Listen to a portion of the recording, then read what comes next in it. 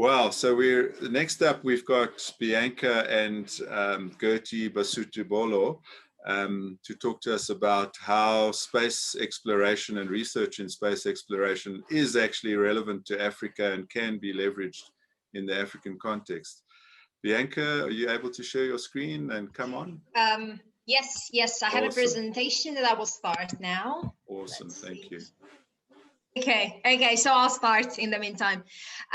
So first of all, I want to thank you, all of you, for being here today. And I've prepared this presentation, which I will go through quickly, also because I want Basuti to share her amazing work that she's done on this side. So everything that we've been talking about today, from data to nutrition through the blockchain and cryptocurrency, everything that you've seen happening today, even the very fact that we can share our screens and our conversations from so many different places in the world, is actually enabled by space technologies and by satellites that are giving us broadband throughout the entire different territories where we are at the moment. And I want to focus today on how much our lives, and especially developing countries' economy and education, is tied with satellite technologies, and how each and every one of our businesses and our actions and your future businesses probably can take advantage of space technology and data coming from space technology and do something that is really relevant for your very focused specific topic of interest. So just to give you an example, is by today we have like thousands of satellites orbiting around the Earth.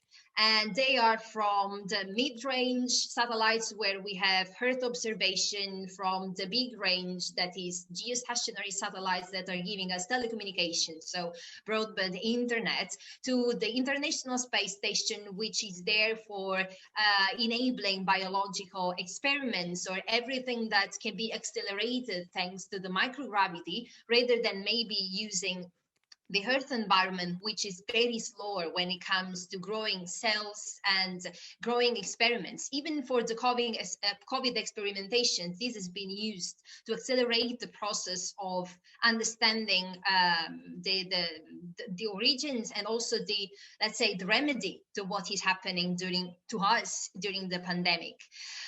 Give you an idea, this is from the 2019. So the entire space economy is at the moment at 366 billions worth, and 74% of this economy is all based on the satellite technology industry. So as I was saying, from telecommunication to Earth observation to experimenting and manufacturing in space. And we've been talking so far about data. Data is now exponentially growing, and exponential is exactly the word as we are talking about exponential growth today of businesses. And the more exponential growth is about data, the more we have to use data. The access to space, thanks to cheaper satellites and technologies into space, is actually making data even more accessible and is making data usage cheaper for everybody. And now the largest opportunity, as we are moving towards decades 2030, 2040, where the entire space economy is going to move from billions to trillions, and we will see still 70% of this economy is based on satellites. Most that we can do with the satellites is really coming as an opportunity to provide internet access to underserved parts of the world, so especially Africa, and also the usage of satellites technologies on those undeveloped parts of our world will be served as much for autonomous cars, Internet of Things, artificial intelligence, virtual reality, and video to those places that are rural at the moment and don't actually have the access. So this, everything that we talk about space can be tied to sustainable development goals. And each of these goals and each of the technologies and the ecosystem based from the space economy is actually moving us towards one specific range of this development, sustainable development goals. And for instance, one that is extremely important to understand is that telecommunication satellites, for example, are helping the entire humanity towards the SDG 3 and 4, which is good health and well-being and quality education. If you think about the fact, again, that most of the rural places now, if they were just based on cabling like it was for the TV times ago, they didn't have access to what we have access today. But now you can just go on YouTube and you don't need to actually live into a city center to access YouTube or a masterclass like this one and have information that you wouldn't have before. Again, during the pandemic, telemedicine has been booming and has been essential to the well-being of all of us. And this will continue as we move towards a more digitized economy and living, as we've seen and we've talked about. Many people that are not living in the city center can access, even for free or for a very low cost, some very specific professionals that can just check on them, even for mental health, especially mental health during these days. You can check, you can use apps thanks to the telemedicines and talk to a person to have a consultation in the moment you are feeling at your worst, possibly. Digital divide. This one is extremely important and relevant to all of us. And this is what I was saying. So the digital divide is defined as the divide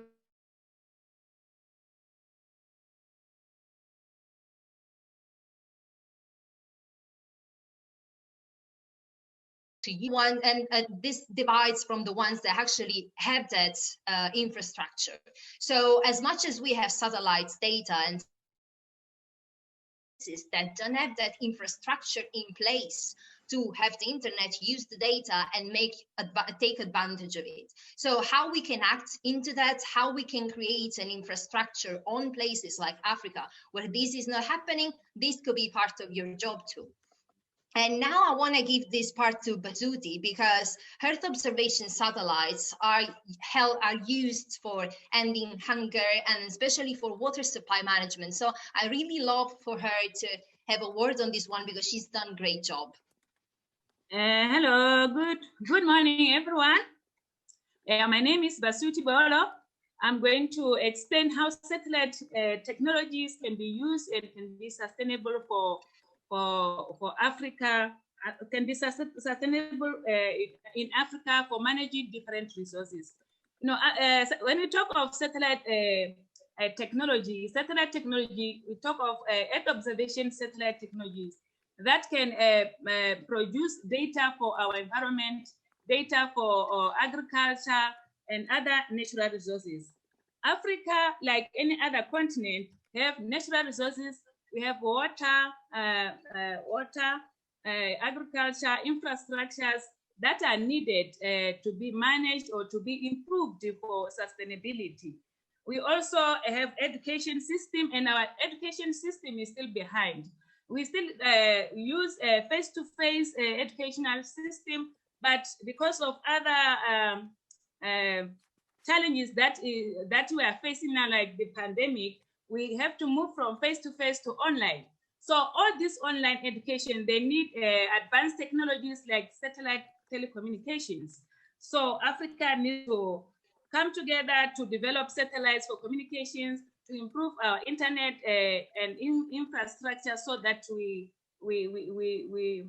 produce or have quality education.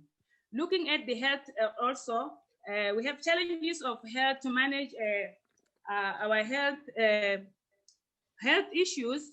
So Africa needs satellites that can also manage health challenges like the use of telemedication, the use of telehealth, where doctors from outside the country or international or other continents can assist the Africa without physical coming to Africa. Also, we look at agriculture.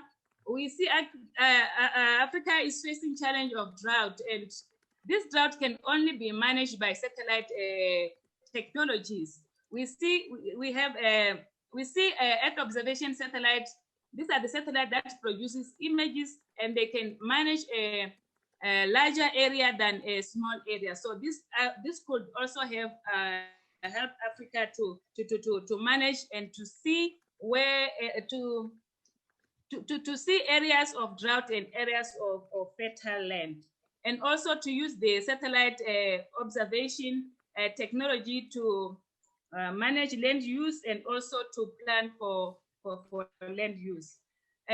For Africa to have to use satellite technologies, it can end up having what we call precision economy. Precision economy is the use of producing more but using less inputs. So we'd like to see Africa using space science technology, or to improve the technology so that it can manage the resources to have a precision economy. Thank you. Thank you very much, Basuti. And I was just scrolling through the slides, and thank you so much. And basically what we've been saying is that Earth observation satellites and data can be used for multiple SDGs, like ending hunger, for clean water and sanitation, for climate action. And you can see how mapping and weather forecast is extremely important, especially these days, to understand, and having the pollution levels in water, status of ice caps, desertification, floods, everything that is extremely tied to our daily lives today. And also, this is for Global Fishing Watch, which is extremely important. Life below water, this is something else that Earth observation satellites can do and help us to legalize how we use our own resources and democratize them as well. Plus, migration, extremely important as well. Life on land is our own life. You know, everything, every life here is our own interest and our own business. So I just want to leave you with this final statement, where we can think that the space is a minor economic activity in today's global economy. However, is the only way we have to have a future, and an abundant future on Earth and for our next generations in the universe. So thank you for the time. I will stop sharing. Thank you so much, Bianca. That's amazing. I think, you know, the increased access to satellite, to internet, even though Google Loon Alphabet canceled that project, there's still a lot happening around SpaceX and democratized access to the internet and to data. So thank you so much for that. It's inspiring, especially your work in Africa. Basuti, thank you so much for that.